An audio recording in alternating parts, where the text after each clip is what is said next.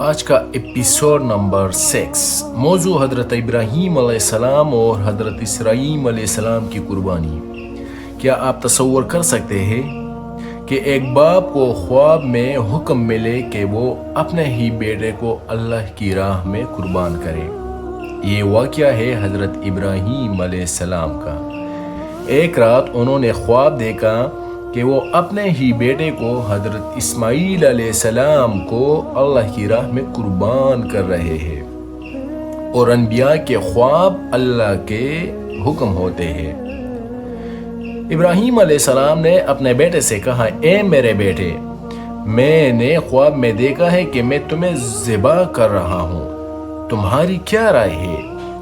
یہ ایک بہت بڑا امتحان تھا۔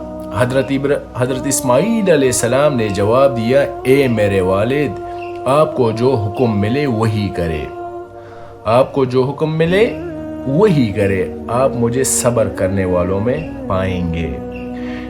پھر وہ لمحہ آیا، حضرت ابراہیم علیہ السلام نے اپنے بیٹے کو لٹایا اور آنکھوں پر پٹی باندھ لی تاکہ دل کمزور نہ پڑے۔ جیسے ہی انہوں نے چھری چلائی، اللہ تعالیٰ نے آواز دی، اے ابراہیم، تم نے خواب سچا کر دکھایا، اور حضرت اسماعیل علیہ السلام کی جگہ ایک دمبا بیچ دیا گیا۔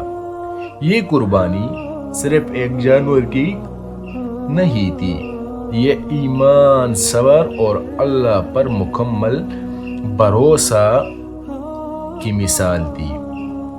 یہ واقعہ ہمیں سکھاتا ہے کہ اللہ کے حکم کے آگے سر جھکا دینا ہی اصل ایمان ہے، اور اللہ کبھی اپنے بندوں کو ضائع نہیں کرتا۔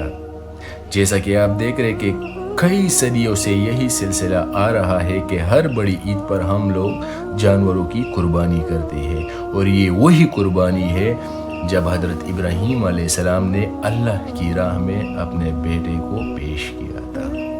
اگر آپ کو مزید ایسی ایمان بڑھانے والی کہانیاں سننا چاہتے ہیں تو ویڈیو کو لائک کریں، شیئر کریں اور چینل کو سبسکرائب کریں۔ Thank you.